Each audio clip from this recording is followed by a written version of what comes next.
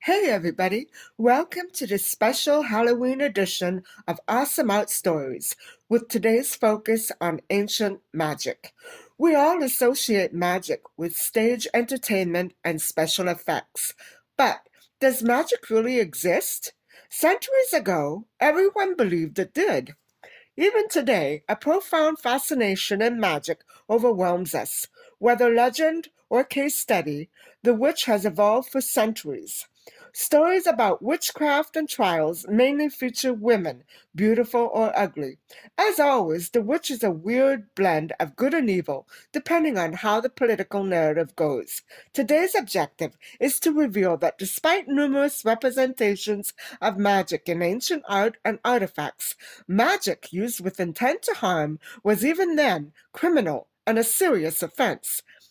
Additionally, witch hunters represent the witch as politically incorrect. So, whenever we read about witch trials, we should ask, what does the media leave out? A heck of a lot. In other words, why is the hunted witch really on trial? Usually, people are accused of witchcraft because it is the only socially acceptable and legal reason courts may rely on to prosecute. Real reasons as to why women and men are accused of witchcraft are very rarely included in documents. Today, we will look at universal artifacts or systems related to sorcery and show examples of how they are represented in culture. First, a disclaimer. This video in no way promotes a belief in or a concept of witchcraft or magic as an acceptable way to interact with society. Therefore, our focus will be on artifacts that promote a belief in white magic, despite a likelihood that magic does not exist. This is only an objective look at historical representations of superstition and magic in ancient culture and society. 1. Oracle of Delphi, 8th century BCE. Evidence of magic and the supernatural in ancient artifacts. Let's review 8 artifacts or related systems traditionally associated with supernatural powers, which always indicate a highly centralized government. The first is the Oracle of Delphi. The oracle was a high priestess at the Greek temple of Apollo in Delphi who entered a trance before declaring a prophecy. The Oracle of Delphi was the most powerful religious institution in classical Greece. The priestess held high political authority. Zeus chose this temple's location according to the flight of a religious stone flown by 2 eagles to locate the Earth's center. 2. The Crystal Ball, 2000 BCE. The crystal ball is a close variation of the Delphic oracle, Holy Bible, or Philosopher's Stone, interpreted through a visual perspective. This object originated in Britain before the Roman Empire, 2000 BCE, under the Celtic government of Druid society. The crystal ball, a transparent beryl gemstone, predicts the future through scrying and crystal gazing. The largest crystal quartz ball at the National Museum of Natural History in Washington, D.C., weighs 107 pounds and is almost 13 inches in diameter. One historical example of the crystal ball is that from the treasure of the Frankish Salian Gaul king, Childeric I, who lived from 437 to 481 AD. 3. The Philosopher's Stone, 300 AD. The Egyptian alchemist Zosimos of Panopolis, 300 AD, is the first person to ever mention the Philosopher's Stone in Cherokmita. This stone contains a dynamic substance which can transform ordinary materials into gold, heal, and bring immortality. Later authors claim the Philosopher's Stone goes back to Adam and Eve, who gained knowledge directly from God. Ancient Greek philosophers assert that the stone contains matter and chaos. The 16th century alchemist Paracelsus thought that alkahest, a fifth element, represents the Philosopher's Stone. 4. The Black Cauldron. Although the Black Cauldron is associated with myth in modern culture, the original legacy is linked to an ability to produce a deadly, universal warrior army, powerful enough to destroy the world. Ironically, there is no weapon that can destroy the Black Cauldron, not even magic. 5. The witch in ancient Greco-Roman history. As in today's superhero culture, a belief in magic is a typical element of ancient folklore. A prominent figure of ancient Greek lore is the goddess of magic, Circe, daughter of sun god Helios, and patron goddess of witches. Ancient texts indicate a traditional belief in magic powers. Homer, Hesiod, Strabo, Diodorus, Siculus, Virgil, Cicero, Ovid, Hyginus, Valerius, Flaccus, Statius, and Perpetuus all mention Circe. To have attained such popularity, this goddess must have held much mystical appeal. Homer describes Circe as having braided hair with human speech and strange powers, such as changing opponents into animals. Other famous mythological witches. Other famous ancient witches who practiced high magic in antiquity were Witch of Endor, Medea, Canada, and Grimhild, who cast a love spell on her daughter so that she could marry her off. Not surprisingly, these figures are all female.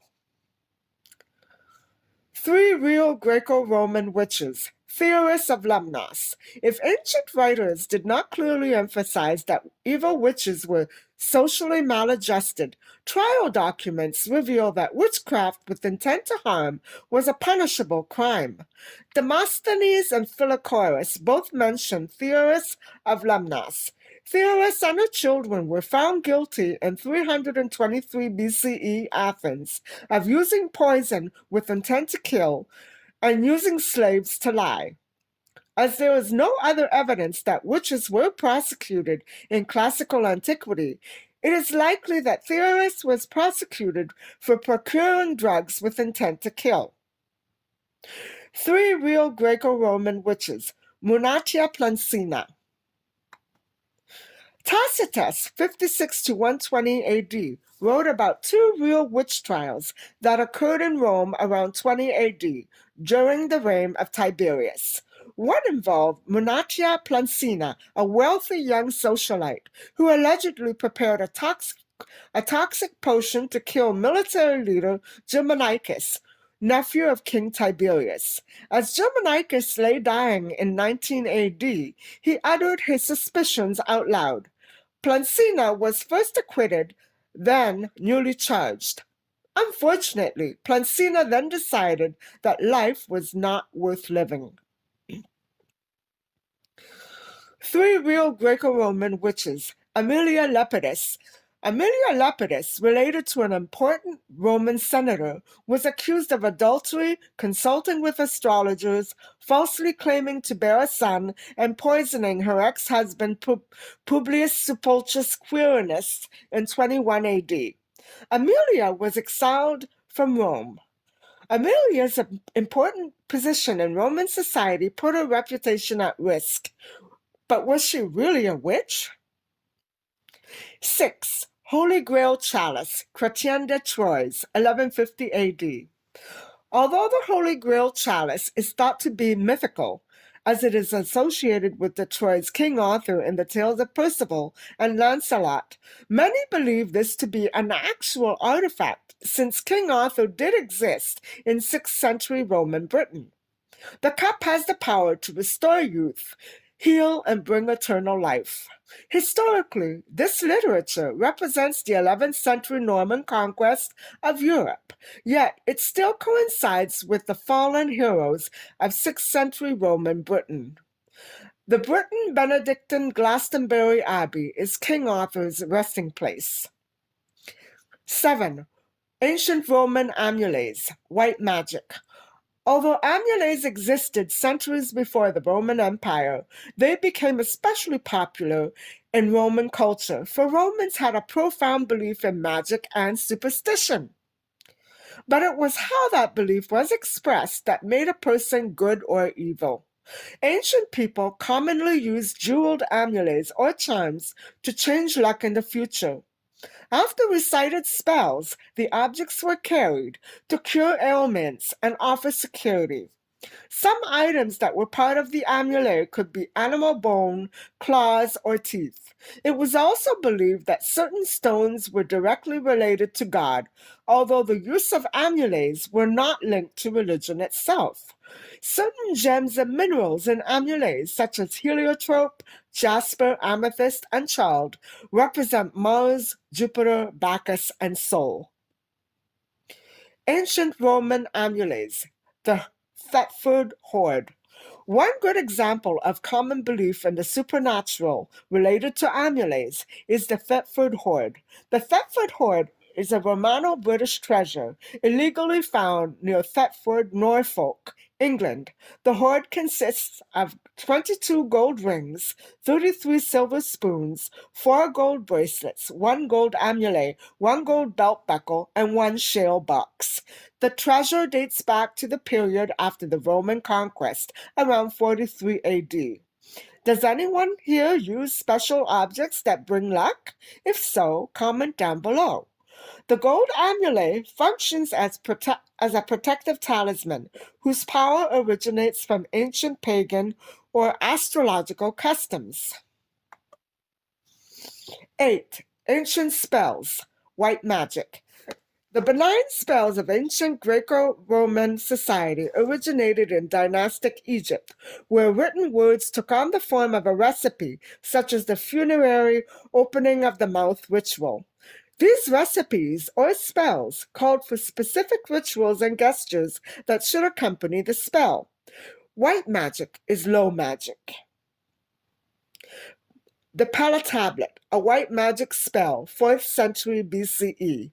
The Palatablet is a lead scroll white magic love spell of female authorship, written in Doric Greek, a Macedonian dialect spoken around the 4th century BCE. It expresses an intent desire for matrimony with Dionysophon. Ayagary's Curse Tablet, Ancient Black Magic.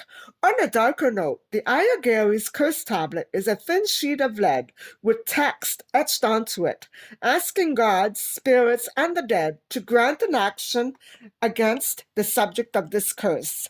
The Roman Bath Curse Tablets in British Latin address Minerva in a similar style of speech. Often, magical items like nails pierce the tablet. High magic, black magic, was condemned for its association with witchcraft because it called to dead demons. This concludes our look at 8 artifacts and systems of magic in the ancient Greco-Roman world. It is scary to see how magic and sorcery were interwoven with the accepted norms of Greek and Roman culture. That all changed during the Grand Inquisition. When it comes to belief in magic and the supernatural, how a person uses power and expresses this belief defines his or her character as either good or evil. It is usual that beautiful women of high stature and immense wealth are intensely envied.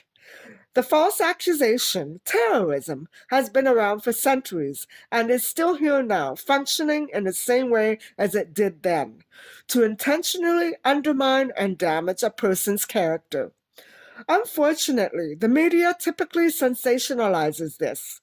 I am sure we can all think of at least a half a dozen witch hunts and trials that have overwhelmed headlines during the past 10 years. Today's false accusation is the folklore's witch hunt of centuries ago. Apparently, some things just never change. Hope you've enjoyed this discussion on ancient magic. Thank you for watching, and please don't forget to like and subscribe. Bye for now.